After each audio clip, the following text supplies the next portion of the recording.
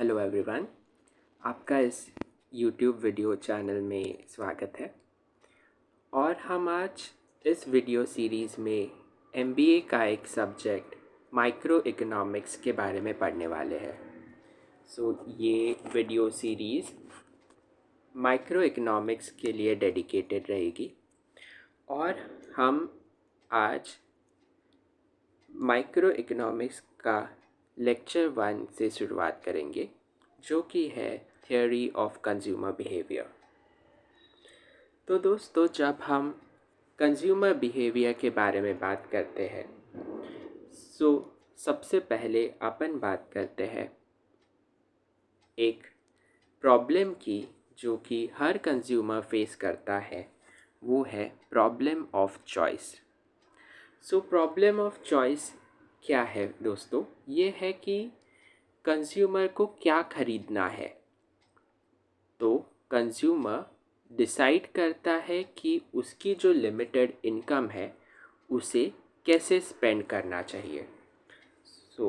The consumer has to decide how to spend her income. तो consumer ये कैसे decide करेगा कि उसे उसकी इनकम कैसे स्पेंड करनी है? तो कंज्यूमर ये सोचता है कि उसको ऐसी चीज़ें खरीदनी चाहिए जिससे उसे मैक्सिमम सेटिस्फैक्शन मिले। ऐसी चीज़ें खरीदेगा कस्टमर जिससे उसे मैक्सिमम सेटिस्फैक्शन आएगा, तो उसे ऐसा लगेगा कि उसने जो पैसा खर्च किया है वो सही दिशा में खर्च हुआ है। अगर कस्टमर के पास अगर उसकी सैलरी 20,000 रुपीज़ है फॉर एग्ज़ाम्पल, और अपन ने सोचा कि उसके जो मैंडेटरी स्पेंडिंग आइटम्स है, जैसे कि रेंट अगर उसे पे करना है वो है 5,000 रुपीज़ का, और अगर उसे फूड में मनी स्पेंड करना है तो वो है 5,000 रुपीज़ का।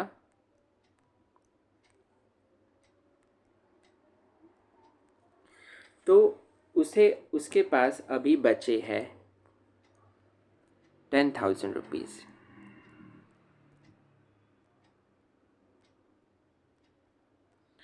तो ये 10,000 रुपीज़ वो कैसे स्पेंड करेगा?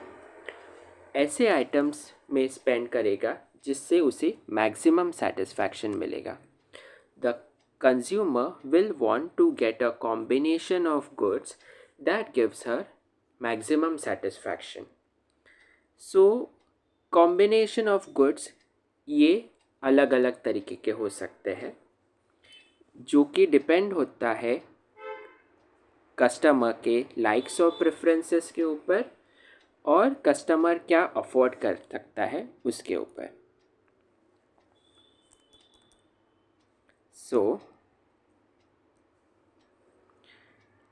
अभी कॉम्बिनेशन ऑफ गुड्स कस्टमर कौन से खरीदेगा? सबसे पहले उसके लाइक्स और प्रेफरेंसेस के ऊपर डिपेंड करता है कि कस्टमर को कार ख़रीदनी है अगर, तो वो कार के ईएमआई में स्पेंड करेगा। अगर कस्टमर को क्लोथ्स अच्छे लगते हैं, ज़्यादा शॉपिंग वगैरह करना अच्छा लगता है, तो वो क्लोथ्स खरीदेगा। तो ऐसे कस्टमर के लाइक्स और प्रेफरेंसेस के ऊपर वो डिपेंड करेगा। अगर किसी कस्टमर को घर खरीदने की ज़रूरत है तो वो हाउसिंग में घर खरीदने के लिए सेव करेगा, या फिर अगर किसी कस्टमर को एजुकेशन के लिए मनी सेव करना है तो वो एजुकेशन के लिए मनी सेव करेगा और एक अच्छा सा कोर्स ख़रीदेगा या फिर घर ख़रीदेगा। तो ये सारा डिपेंड करता है कस्टमर के लाइक्स एंड प्रेफरेंसेस के ऊपर। और दूसरी चीज़ है कि कस्टमर क्या अफोर्ड कर सकता है। तो कस्टमर क्या अफोर्ड कर सकता है ये डिपेंड करता है प्राइस ऑफ गुड्स के ऊपर और इनकम ऑफ कस्टमर के ऊपर। अगर जैसा अपन ने पहले जिस एग्ज़ाम्पल में देखा कि उस इंसान के पास सिर्फ 10,000 रुपीज़ का सेविंग था, बट अगर उसको एक वॉच ख़रीदना है जिसकी प्राइस 20,000 है, तो क्या वो ख़रीद पाएगा? नहीं, क्योंकि उस उस वॉच की जो प्राइस है वो उसकी सेविंग से ज़्यादा है। तो उसका जो इनकम है वो कम हो रहा है, कम पड़ रहा है उसको, सो वो कॉम्बिनेशन ऑफ गुड या मतलब वो वॉच नहीं खरीद पाएगा। अगर वही वॉच अगर उसे 10,000 में मिली और उसे कोई और आइटम नहीं खरीदना है, तो वो खरीद पाएगा, क्योंकि वो उस आइटम का प्राइस और उस आइटम का उस आदमी का इनकम वो मैच हो रहा है, तो वो आइटम खरीद पाएगा। अभी अपन नेक्स्ट टॉपिक पे आते हैं, जो कि है यूटिलिटी। यूटिलिटी मतलब दोस्तों वांट सेटिस्फाइंग कैपेसिटी। मतलब अगर मेरे पास मुझे कोई चीज़ खरीदने की इच्छा हो रही है, मुझे वो चीज़ खरीदने की ज़रूरत है, तो वो चीज़ खरीदने के बाद मैं कितना सेटिस्फाई हो रहा हूँ, उस सेटिस्फाइंग कैपेसिटी को बोलते हैं यूटिलिटी। तो यूटिलिटी दोस्तों ये उसके 3 फीचर्स है, वो अपन अभी डिटेल में पढ़ेंगे। तो पहला फीचर है यूटिलिटी का कि more the need of the commodity, stronger is the desire and greater the utility. अभी समझ लो दोस्तों कि मुझे एक मोबाइल ख़रीदने की ज़रूरत है और मुझे बहुत ज़्यादा नीड है उस मोबाइल ख़रीदने की। तो जितनी ज़्यादा मुझे नीड होगी, बहुत ज़रूरत है होगी वो मोबाइल ख़रीदने की, उतनी ही मेरी स्ट्रॉन्ग डिज़ायर होगी कि मैं वो मोबाइल ख़रीदने की मेरे में इच्छा या फिर मेरी चाह उस मोबाइल ख़रीदने की और बहुत ज़्यादा रहेगी। और greater will be the utility. Utility मतलब वांट सेटिस्फाइंग कैपेसिटी। मतलब जब मैं वो मोबाइल ख़रीद लूँगा, वो ख़रीदने के बाद मुझे उतनी ही ज़्यादा सेटिस्फैक्शन मिलेगी मुझे जितनी ज़्यादा मुझे उस मोबाइल की नीड थी। सो इसीलिए कहते हैं कि more the need of the commodity, stronger is the desire and greater will be the utility. अभी क्या है कि utility is subjective to individual and different levels of utility from can be derive from the same commodity. मतलब कि ये individual to individual vary करता है। अभी अगर किसी के पास नीड ही नहीं है मोबाइल ख़रीदने की, तो उसे मोबाइल अगर दिया जाए, वो उसने अगर ख़रीद लिया, तो उसे कम सेटिस्फैक्शन होगा, क्योंकि उसे मोबाइल ख़रीदने की नीड ही नहीं थी। या फिर दूसरा एग्ज़ाम्पल लेते हैं टी का। अगर किसी आदमी को चाय बहुत पसंद है, अगर उसे चाय पिलाया जाए, अच्छी कड़क चाय पिलाया जाए, तो वो बहुत अच्छे से सेटिस्फाई होगा, उसकी नीड सेटिस्फाई हो जाएगी। बट अगर किसी आदमी को चाय ही पसंद नहीं है, उसे ज़बरदस्ती चाय पिलाया, तो वो सेटिस्फाई ही नहीं होगा, क्योंकि उसको उस आइटम की नीड ही नहीं थी। तो इसीलिए यूटिलिटी ये सब्जेक्टिव टू इंडिविजुअल है, और एक ही आइटम को दो अलग अलग इंसान अलग अलग यूटिलिटी उसकी पा सकते हैं। नेक्स्ट है utility can change for an individual with change in time and place. मतलब अगर टाइम बदला या फिर प्लेस बदली, तो उस यूटिलिटी में उस सेम आइटम की यूटिलिटी में फॉर एन इंडिविजुअल भी चेंजेस हो सकते हैं।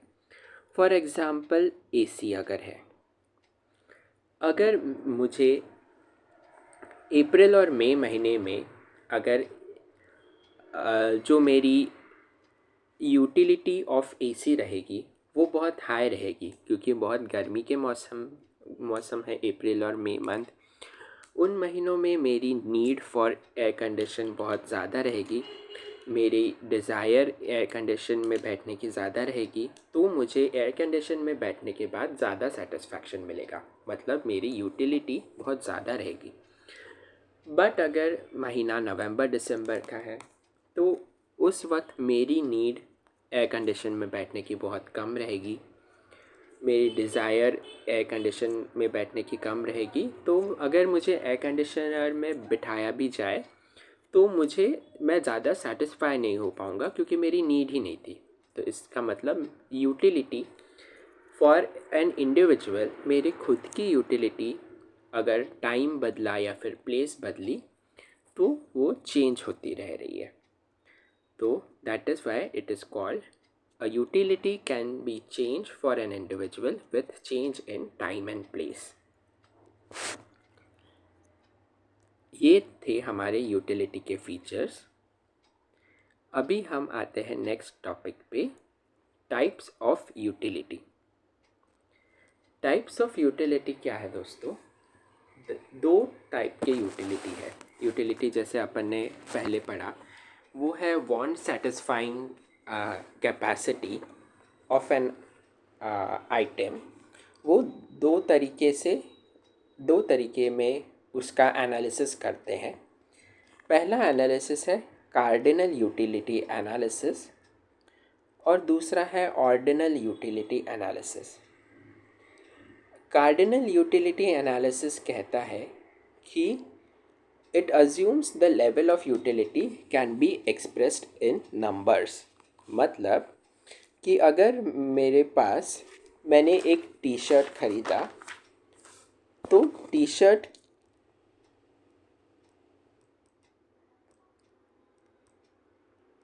की यूटिलिटी है 50 यूटिल्स।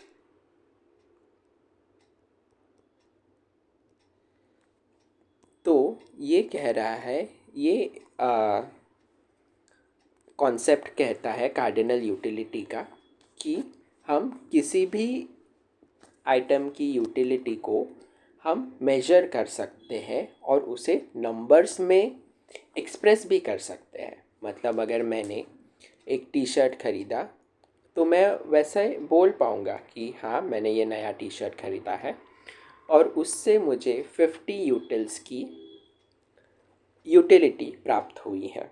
मतलब 50 यूटिल्स मैं उस टी शर्ट खरीदने के बाद सेटिस्फाई हुआ हूँ।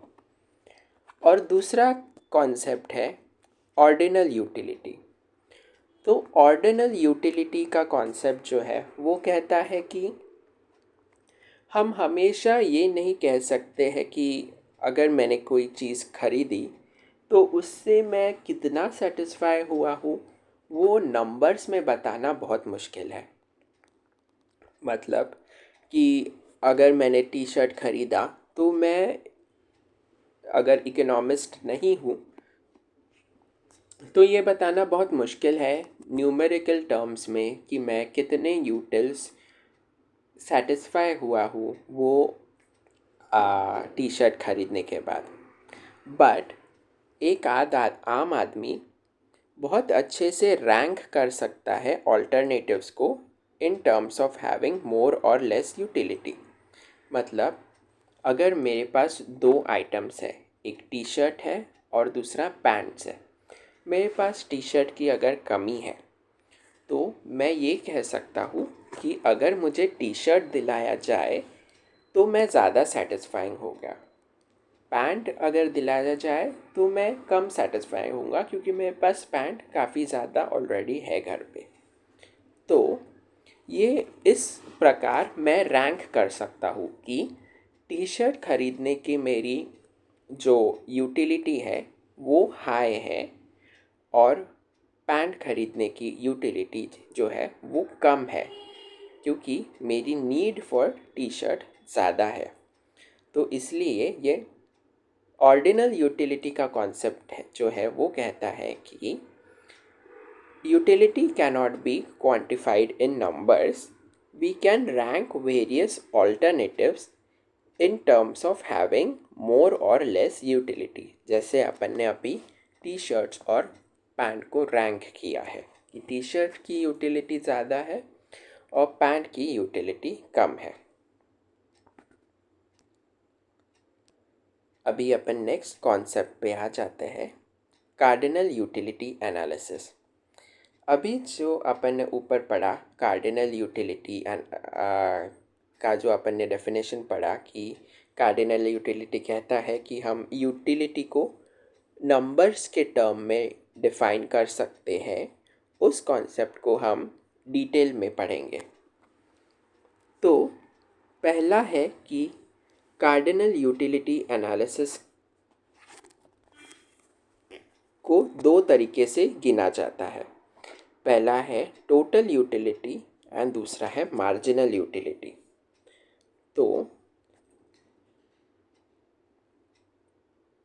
कार्डिनल यूटिलिटी को अपन पहले टोटल यूटिलिटी के एंगल से समझने की कोशिश करते हैं. दोस्तों, total utility of a fixed quantity of a commodity is the total satisfaction derived from consuming the given amount of some commodity of X. More of the commodity X provides more satisfaction. अभी दोस्तों समझ लीजिए मेरे पास 10 chocolates है.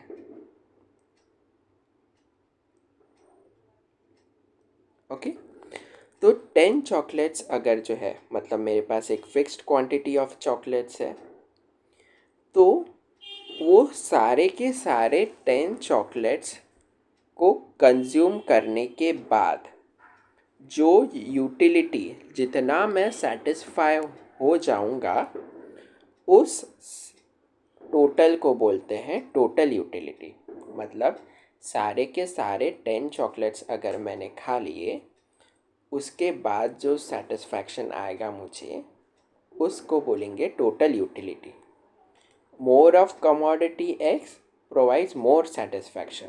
मगर मतलब अगर किसी ने मुझे 15 चॉकलेट दिए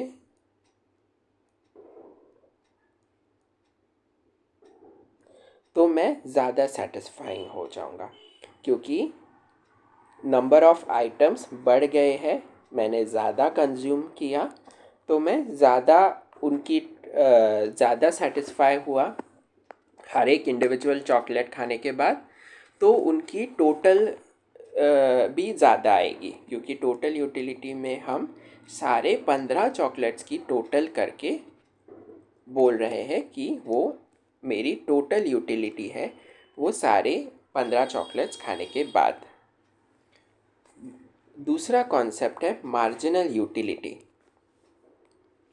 मार्जिनल यूटिलिटी कहता है दोस्तों कि it is the change in total utility due to consumption of one additional unit of a commodity. One additional unit मतलब अभी जैसे कि अपन ने पहले देखा कि अपने मेरे पास थे 10 चॉकलेट्स. ठीक है, अगर किसी ने मुझे एक एक्स्ट्रा चॉकलेट दे दिया, ठीक है, तो अभी मेरे पास है 11 चॉकलेट्स. ठीक है, अभी पहले मेरे पास थे 10 चॉकलेट्स, वो 10 चॉकलेट्स में मैंने खा लिए. उससे अगर मुझे एक्स अमाउंट की यूटिलिटी प्राप्त हुई, उसके बाद किसी ने मुझे और एक चॉकलेट दे दिया, तो वो अभी मेरे पास 11 चॉकलेट हो गए और मैंने 11वां चॉकलेट भी खाया. तो यहाँ पे 11वां चॉकलेट खाने के बाद मेरे यूटिलिटी में एक और बढ़ गया. एक और चॉकलेट की यूटिलिटी बढ़ गई. तो वो जो डिफरेंस आया है एक एक्स्ट्रा चॉकलेट खाने के बाद उसे कहते हैं मार्जिनल यूटिलिटी. मतलब ये जो 11th चॉकलेट है जो ऐड हुआ है, उस 11th आइटम, उस 11th चॉकलेट के यूटिलिटी को हम बोलेंगे मार्जिनल यूटिलिटी, क्योंकि वही तो चेंज हो रहा है तो अपने टोटल यूटिलिटी में। मतलब मैंने 10 चॉकलेट खाए तो मेरी यूटिलिटी थी x, और जब 11 चॉकलेट्स खाए तो मेरी यूटिलिटी हुई x+1। मतलब डिफरेंस जो आ रहा है वो एक एडिशनल चॉकलेट खाने का। तो that is why marginal utility is the total utility due to consumption of one additional unit of the commodity.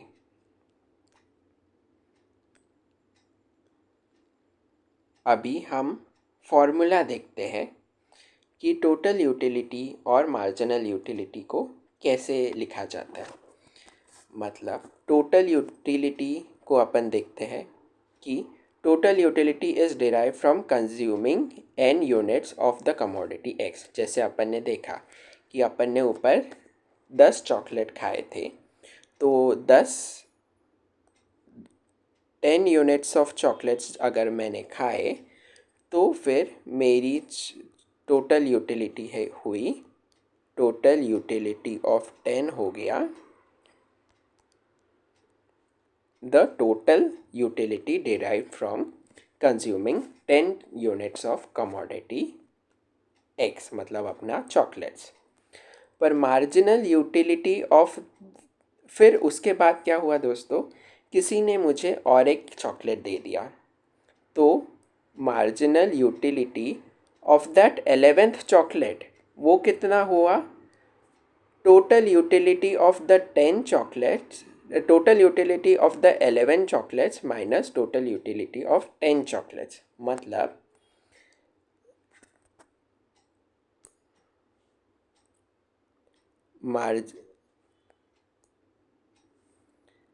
Marginal utility of 11 chocolates is equal to marginal utility of जो 11 खरीदने खाने के बाद हुआ minus जो 10 खाने के बाद हुआ था ऑलरेडी।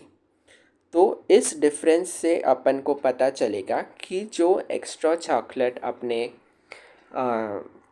बास्केट में किसी ने ऐड किया है, वो खाने के बाद डिफरेंस कितना हो रहा है मेरे यूटिलिटी में। तो उसे कहेंगे हम मार्जिनल यूटिलिटी। तो अभी हम देखते हैं टोटल यूटिलिटी को हम फॉर्मूला में कैसे देख सकते हैं। सो टोटल यूटिलिटी मतलब utility of chocolate 1, utility of chocolate 2 से लेकर यूटिलिटी ऑफ चॉकलेट 9 से लेकर चॉकलेट 10। सो टोटल यूटिलिटी मतलब हर एक इंडिविजुअल चॉकलेट खाने की यूटिलिटी को जब मैंने ऐड किया तब वो जाके बना टोटल यूटिलिटी। मतलब total utility n means marginal utility of chocolate number 1, marginal utility of chocolate number 2 to marginal utility of chocolate number 10। हर एक चॉकलेट की इंडिविजुअल मार्जिनल यूटिलिटी को अगर ऐड किए तो वो बनेगी total utility. So it is seen that the marginal utility diminishes with increase in consumption of the commodity। मतलब अगर किसी ने मुझे 11वां चॉकलेट दिया, मुझे 10 चॉकलेट खाने थे ऑलरेडी इनिशियल में, तो मैंने 10 चॉकलेट खाई और मैं सेटिस्फाई हो गया।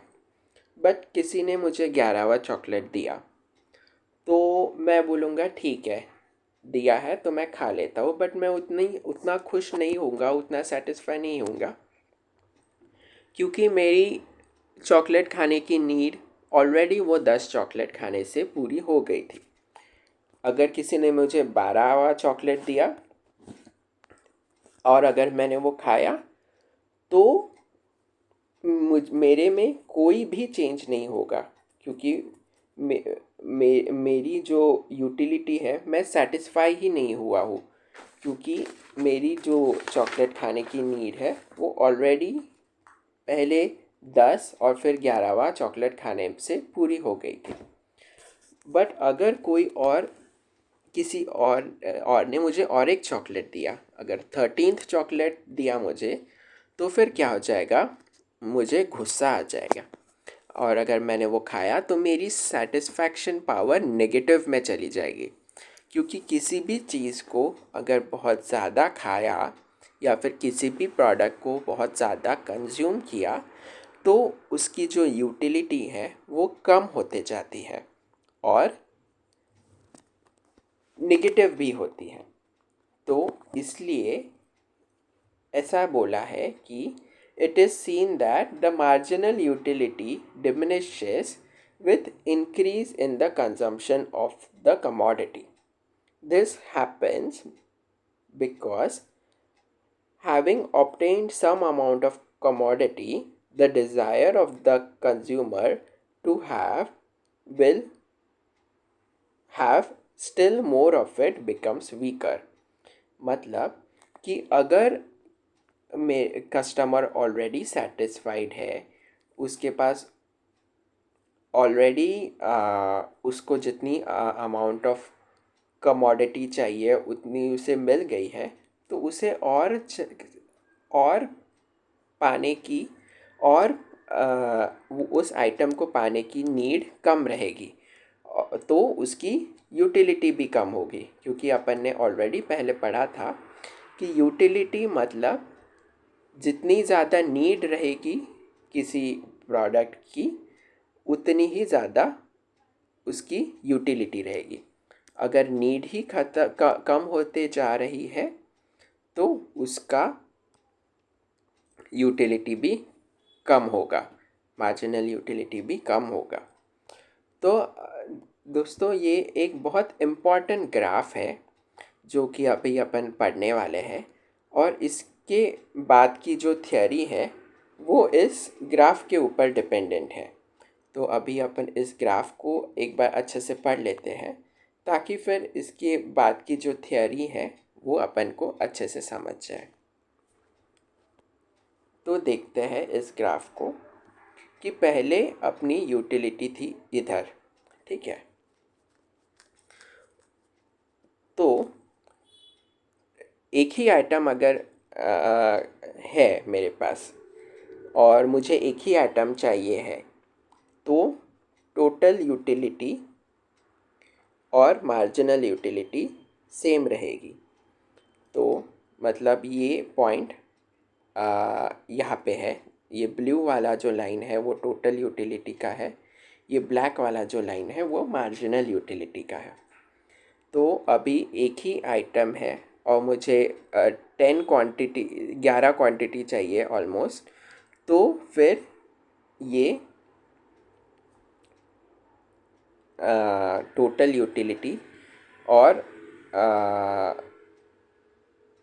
सॉरी, अगर क्वांटिटी ऑफ कमोडिटी, अगर मुझे एक ही क्वांटिटी एक क्वांटिटी किसी ने दिया है, तो अगर उसको कार्डिनल टर्म्स में अगर मैंने बोला कि ये एक चॉकलेट खाने से मुझे 11 यूटिलिटी का 11 यूटिलिटी मैं सेटिस्फाई हो रहा हूँ, तो ये ग्राफ कह रहा है कि टोटल यूटिलिटी और मार्जिनल यूटिलिटी फर्स्ट आइटम के लिए सेम रहेगी। अगर किसी ने मुझे और एक क्वांटिटी दे दी, क्वांटिटी नंबर 2, तो मेरी वो यूटिलिटी उस चीज़ की कम होगी, मुझे 6 यूटिल्स ही सेटिस्फैक्शन मिलेगा, क्योंकि मैं थोड़ा सेटिस्फाई हो चुका था फर्स्ट प्रोडक्ट से। अगर किसी ने मुझे और तीसरा आइटम दे दिया तो मैं और कम सेटिस्फाई हो जाऊंगा उससे। अगर किसी ने मुझे देते रहा, तो अभी अपन ग्राफ से देख सकते हैं दोस्तों, अगर किसी ने मुझे पाँचवीं बार वही सेम आइटम दिया, तो मेरी उस आइटम को पाने की यूटिलिटी ज़ीरो है। मतलब कि अगर मैंने वो आइटम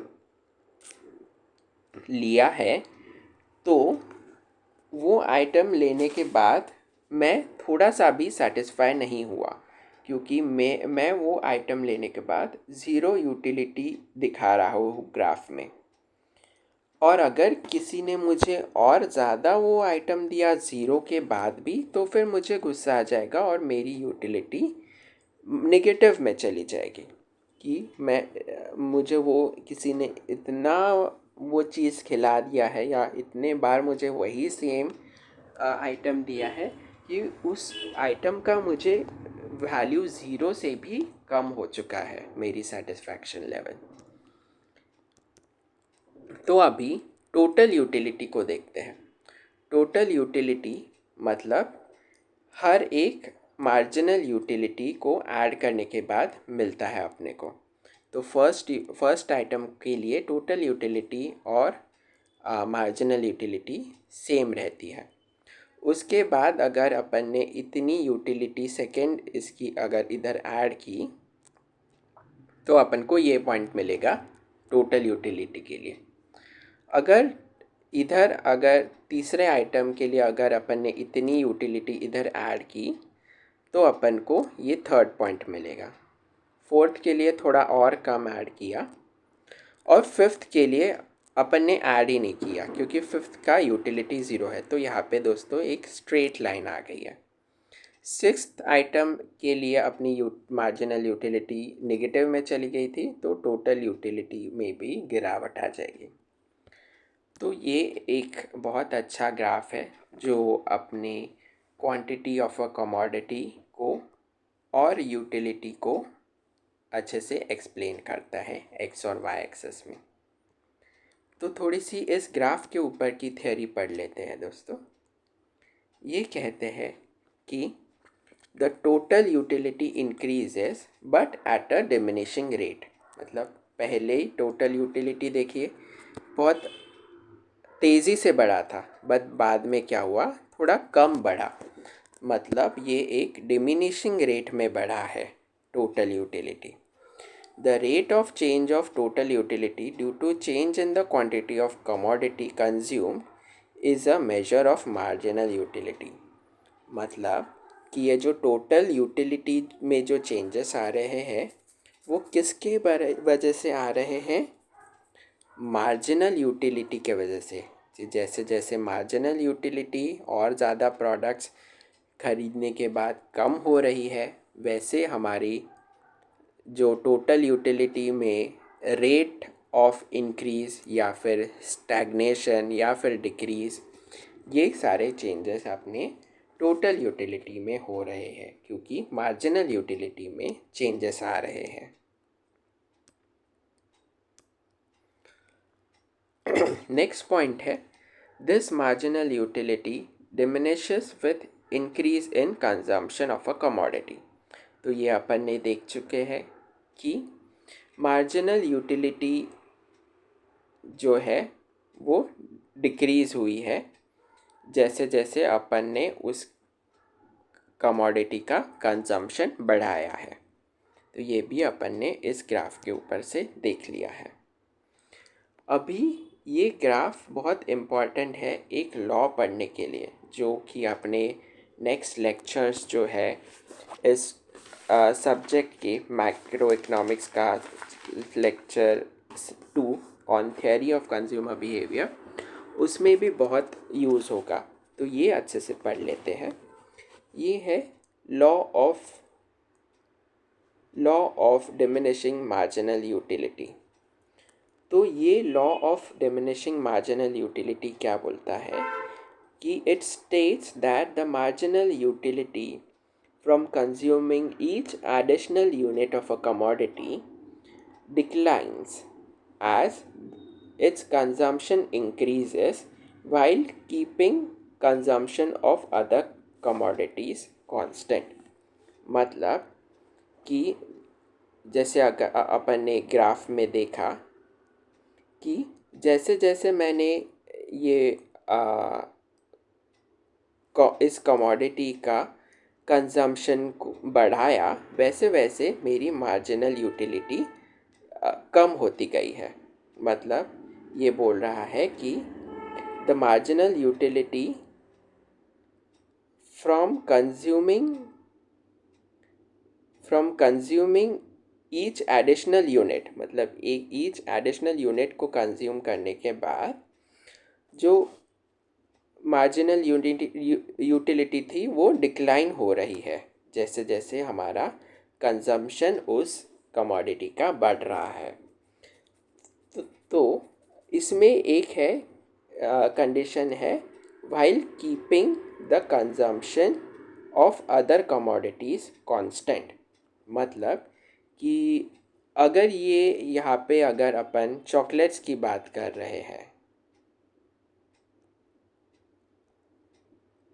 तो इसमें किसी और आइटम को मिक्स नहीं करना चाहिए। जैसे कि अगर कोई दूसरा आइटम है अपना, समझ लो बुक्स है, बुक्स खरीदने की इच्छा है किसी को, तो बुक्स का ग्राफ अलग बनेगा। उधर उस बुक्स के ग्राफ में बुक्स की बात हो गई, चॉकलेट्स के ग्राफ में चॉकलेट्स की बात हो गई।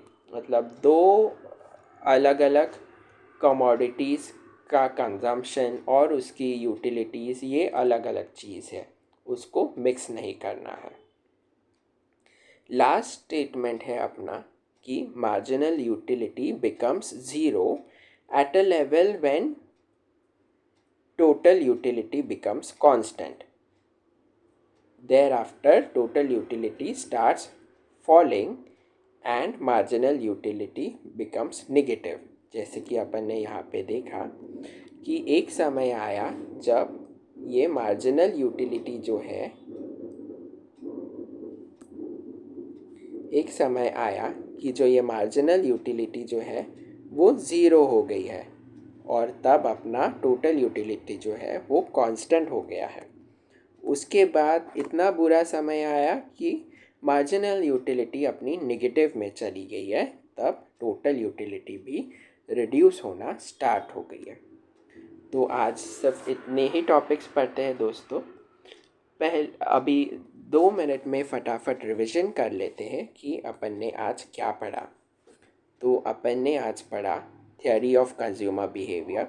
उसमें सबसे पहले अपन ने पढ़ा प्रॉब्लम ऑफ चॉइस, कि कस्टमर को अपनी कंजम्पशन को कैसे स्पेंड करना है उस पर विचार करता है कस्टमर, और वो ऐसी चीज़ें खरीदता है जिससे उसे मैक्सिमम सेटिस्फैक्शन मिलता है। तो मैक्सिमम सेटिस्फैक्शन हर एक आदमी को अलग अलग तरीके से मिलता है। वो डिपेंड करता है उसके लाइक्स और प्रेफरेंसेस के ऊपर, और वो अफोर्ड क्या कर सकता है, मतलब वो आइटम की प्राइस क्या है या फिर उसकी इनकम क्या है। नेक्स्ट अपना टॉपिक था यूटिलिटी। यूटिलिटी जो कि अपना था वांट सेटिस्फाइंग कमोडिटी। उसमें अपन ने देखा था कि यूटिलिटी जितनी ज़्यादा नीड रहेगी उतनी ज़्यादा यूटिलिटी रहेगी, और वो यूटिलिटी जो है वो एक प्रोडक्ट की अलग अलग इंसान के लिए अलग अलग रह सकती है, और सेम इंसान के लिए भी अगर टाइम और प्लेस बदल दिया जाए तो उस कमोडिटी की यूटिलिटी चेंज होते रहती है। फिर अपन ने देखा कि टाइप्स ऑफ यूटिलिटी एनालिसिस। उसमें अपन ने 2 तरीके के चीज़ें देखे, एक कार्डिनल यूटिलिटी एनालिसिस देखा और दूसरा देखा ordinal utility analysis. Cardinal utility analysis में अपन ने देखा कि यूटिलिटी को हम नंबर्स के इसमें एक्सप्रेस कर सकते हैं, और ऑर्डिनल यूटिलिटी एनालिसिस में देखा कि हम यूटिलिटी को नंबर्स के इसमें टर्म्स में एक्सप्रेस नहीं कर सकते हैं, उसे हम सिर्फ ऑर्डर में रैंक कर सकते हैं। उसके बाद हमने डिटेल में पढ़ा cardinal utility analysis. Cardinal utility analysis में हमने 2 तरीके के आइटम्स देखे। पहला देखा टोटल यूटिलिटी और दूसरा देखा marginal utility. So total utility मतलब कि जितनी हमारे पास फिक्स क्वांटिटी ऑफ कमोडिटी है, वो उन सब का टोटल सेटिस्फैक्शन जो हमने डिराइव किया वो सारे आइटम्स कंज्यूम करने के बाद, उसे बोलते हैं टोटल यूटिलिटी। और अगर मार्जिनल यूटिलिटी में देखा था अपन ने कि टोटल यूटिलिटी में अगर एक एडिशनल यूनिट ऑफ कमोडिटी अगर अपन ने ऐड किया, तो उसमें होने वाला चेंज को बोलेंगे हम मार्जिनल यूटिलिटी। तो अपन ने फॉर्मूले देखे थे टोटल यूटिलिटी ऑफ और मार्जिनल यूटिलिटी के। मार्जिनल यूटिलिटी मतलब total utility of n minus total utility of n-1। और टोटल यूटिलिटी को हमने देखा था कि सारे इंडिविजुअल आइटम्स के मार्जिनल यूटिलिटी को जब हम ऐड करेंगे तब वो बनेगा टोटल यूटिलिटी। और जो टोटल यूटिलिटी जो है मार्जिनल यूटिलिटी जो है वो डिक्रीज़ होते जाती है जब जब अपन कंजम्पशन को इंक्रीज़ करते हैं। और ऐसा क्यों होता है? क्योंकि कस्टमर की डिज़ायर उस कमोडिटी के लिए कम होती जाती है, क्योंकि उसके पास ऑलरेडी वो आइटम्स कंज्यूम कर लिए जाते हैं। उसके बाद हमने बहुत एक इम्पॉर्टेंट ग्राफ देखा था। उस ग्राफ में अपन ने देखा था कि जैसे जैसे अपन ने कंजम्पशन को बढ़ाया था, वैसे वैसे मार्जिनल यूटिलिटी कम होते जाती है। और टोटल यूटिलिटी जो है पहले तेज़ी से बढ़ती है, फिर मार्जिनल यूटिलिटी जैसे कम कम कम होते जाती है, वैसे वैसे टोटल यूटिलिटी का इंक्रीज़ होने का रेट भी कम होते जाता है। जब मार्जिनल यूटिलिटी ज़ीरो हो जाती है, तब टोटल यूटिलिटी स्टैग्नेट हो जाती है। और जब मार्जिनल यूटिलिटी नेगेटिव में चली जाती है, तब टोटल यूटिलिटी डिक्लाइन होना शुरू कर देती है। तो एक बहुत इम्पॉर्टेंट लॉ पढ़ा था हमने, उसे बोलते हैं law of diminishing marginal utility. वो कहता है कि it states that the marginal utility from consuming an additional unit of a commodity declines as the consumption increase while keeping other commodities constant. मतलब अदर कमोडिटीज़ को constant रख के हमने यहाँ पे सिर्फ एक ही कमोडिटी की बात की है। तो ये था दोस्तों अपना आज का लेक्चर 1, जो है थियोरी ऑफ कंज्यूमर बिहेवियर। अपन कल लेक्चर 2 में इसके आगे के पार्ट्स पढ़ेंगे, जो कि है derivation of demand curve in case of a single commodity. So join करने के लिए thank you, and please like the video if you have listen to this video, and thank you so much for giving me your time. Let us meet tomorrow for lecture number 2 on theory of consumer behavior. Thank you.